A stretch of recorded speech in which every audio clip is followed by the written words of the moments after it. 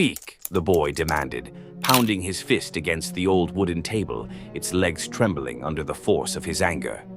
Tell me what you think of me. I need to know.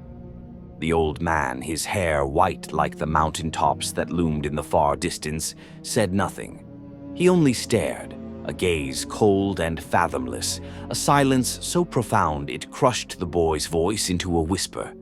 The boy's anger broke like a wave against the rocky shore of that silence.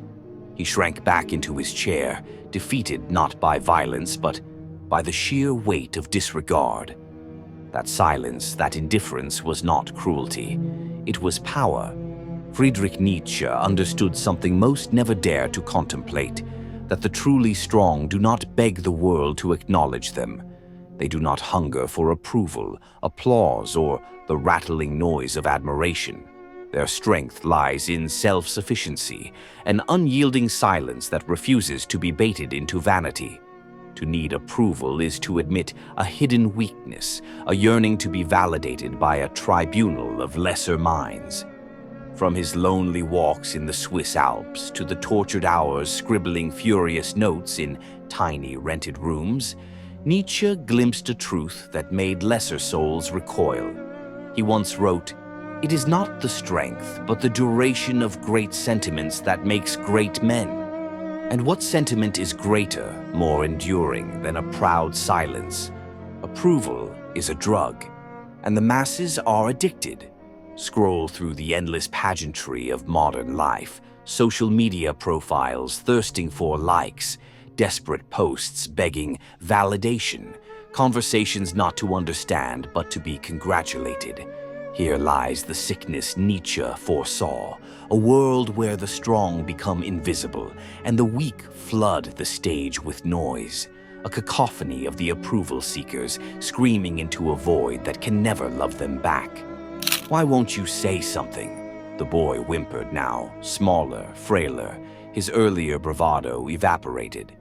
The old man finally moved, his voice like the slow cracking of ancient stone. "Because your need offends me." Neediness. It drips with the stench of fear, of dependency. Nietzsche's Übermensch, the overman, strides alone through life above the chattering hordes. He does not lower himself to ask, "Am I good enough?" or "Do you approve?" He knows, and that knowing is shield enough.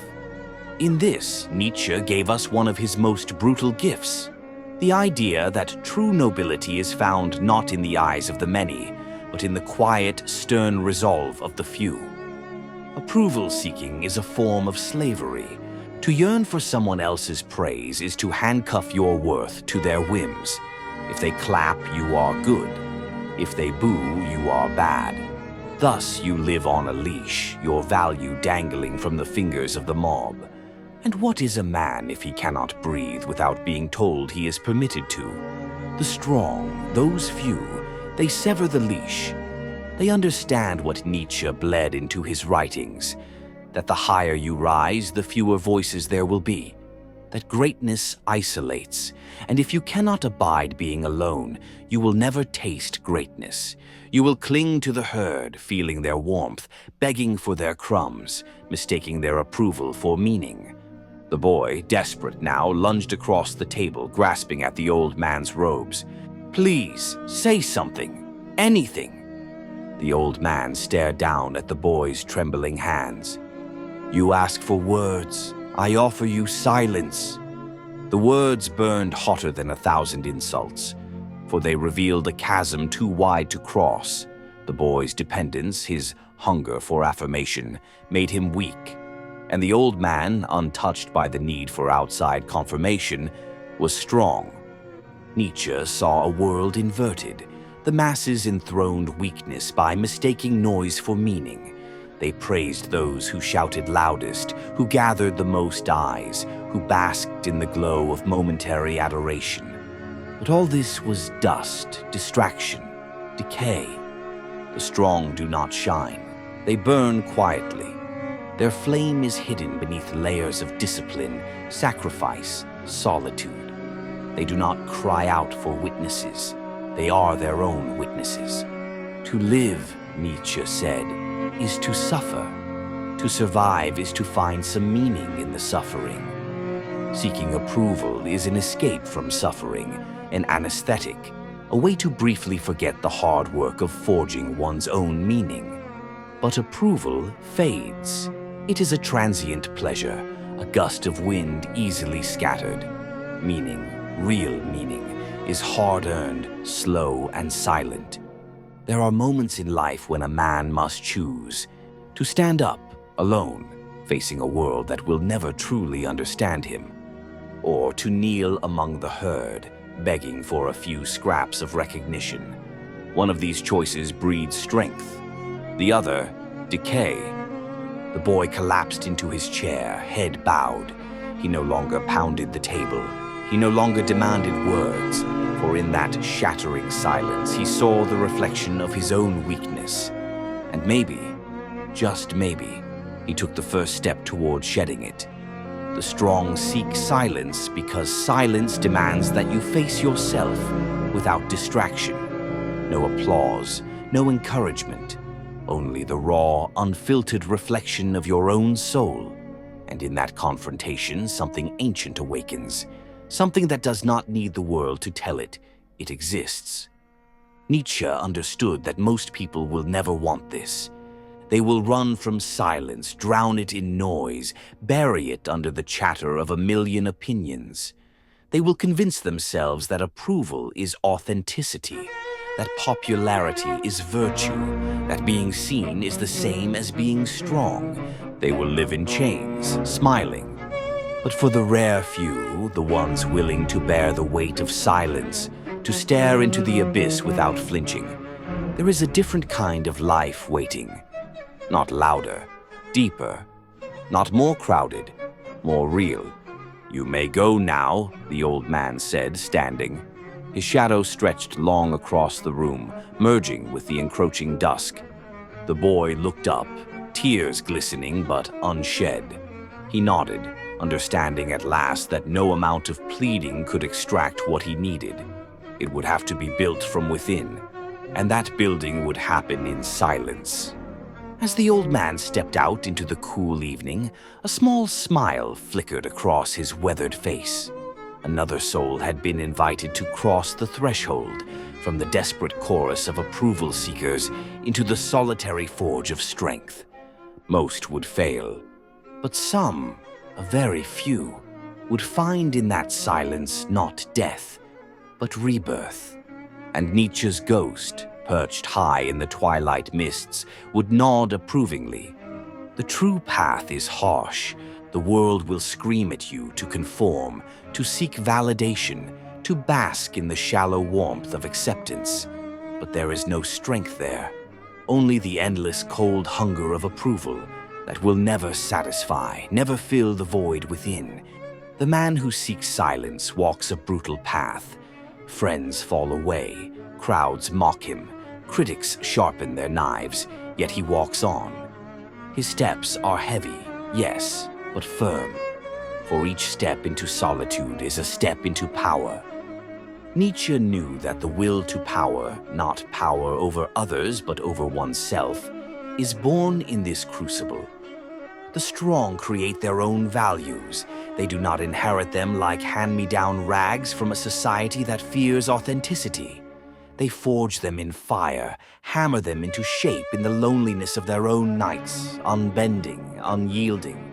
Approval, they sneer at it. Silence, they embrace it. Because in silence, a man is forced to hear his true voice, not the voice of the culture, not the voice of friends or enemies. His voice, ancient, primal, undeniable.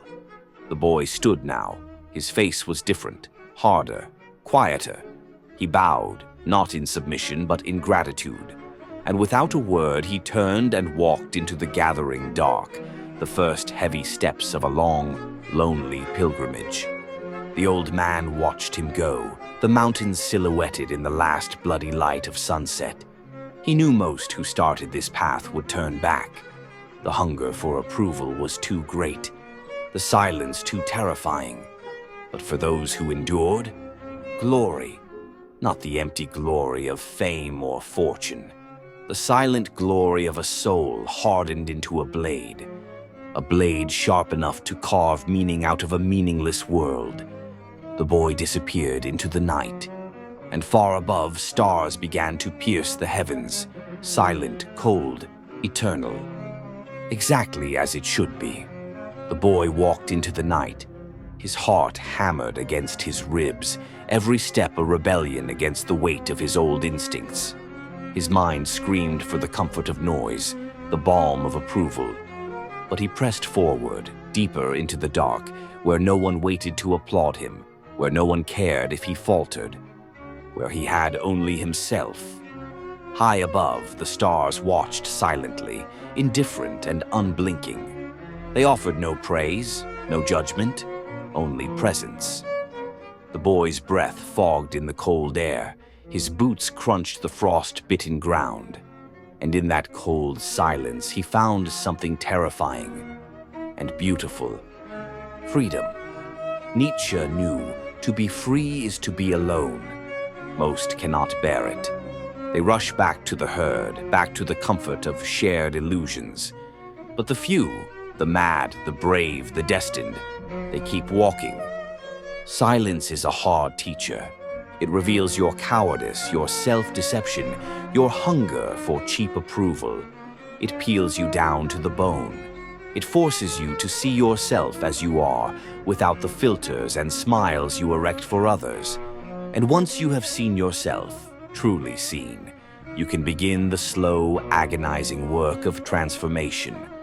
The boy stumbled into a clearing where a fire had long since burned out, leaving only ashes. He dropped to his knees, exhausted. His muscles trembled, his spirit frayed. "Why am I doing this?" he whispered into the cold. There was no answer.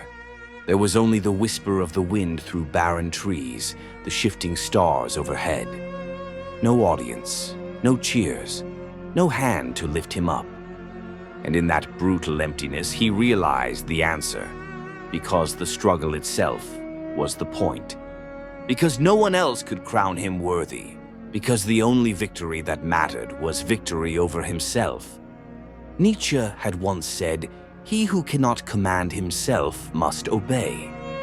The boy understood now. If he could not endure this silence, this loneliness, he would forever be a slave to applause, to approval, to the opinions of men who knew nothing of real strength. He rose, slowly, painfully, but he rose, and he walked on. Somewhere far away, the old man sat by a different fire, the flames low and crackling. He was not waiting for the boy. He waited for no one. His life was not a performance for spectators. It was a pilgrimage only he could walk. Memories stirred in the old man's mind. Memories of his own youth, when he too had stumbled into the dark, when he too had fought the endless urge to turn back, to crawl toward the false warmth of approval. He had died many deaths in that darkness. The death of vanity, the death of cowardice, the death of needing to be understood. And each death had stripped away the falsehoods, leaving something harder, sharper, more real. Nietzsche did not write for the many. He wrote for the few, the proud few who would dare to pick up his words like burning coals and be scarred by them. He knew most would misunderstand him. He knew the herd would mock, would distort, would trivialize. It did not matter. Truth does not require witnesses. The strong are not concerned with being seen. They are concerned only with becoming. Become who you are, Nietzsche urged. Not become who they want you to be. Not become who will be praised. But to become the fierce, ungovernable thing slumbering within you. The boy's path twisted upward now toward the mountains. Each step was harder. The air grew thinner. The cold bit deeper. But he kept moving. In the towns below, fires blazed in the hearths. Men and women laughed together, praised each other, congratulated themselves on their small victories. Their lives were safe, warm, and invisible. They would never climb. They would never know what it meant to forge themselves against the cliffs of existence. They would never know what it meant to breathe the thin, sharp air of the peaks, and they would never understand why the strong seek silence, because the summit is silent, because the great works of soul-building are done unseen, because meaning is not found where it is easy, it is dug from the hardest, loneliest places. The boy stumbled again. His knees hit stone. Blood warmed the icy rock. He laughed, a broken, ragged laugh, not from joy, but from the absurdity of it. How ridiculous to suffer so much for what? And then he knew. For freedom. True freedom. The freedom to be who he was, regardless of the world's indifference. He climbed again. The old man's words echoed in his mind, though the old man had spoken so few. You ask for words. I offer you silence. It was the greatest gift he could have given. The boy, the young man now, crested a ridge. The wind screamed past him, ferocious and wild. Below him, the world stretched out in shadow and light. Above him, the stars blazed in frozen grandeur. And for the first time, he felt no need to be seen, no need to be praised. He stood alone, and it was enough. It was everything. In the distance, the old man closed his eyes and smiled. Another soul had made it. Another soul had refused to sell its birthright for the comfort of approval.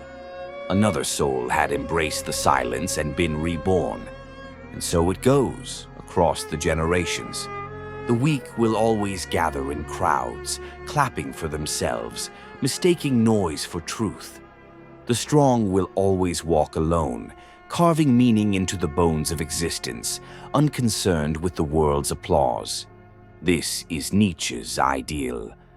Not a world of comfort, but a world of confrontation. Not a world of validation, but a world of forging. Not a world of applause, but a world of becoming. You stand at a crossroads now, listener. One path leads back to the warm noise of approval, to the comfort of being seen and celebrated and forgotten. The other path leads into the cold silence where no one will save you, where no one will care if you succeed or fail, and where you may find, after all the pain and terror and loneliness, that you have become something real, something indestructible, something free. The choice is yours. Always has been and always will be. Choose and walk.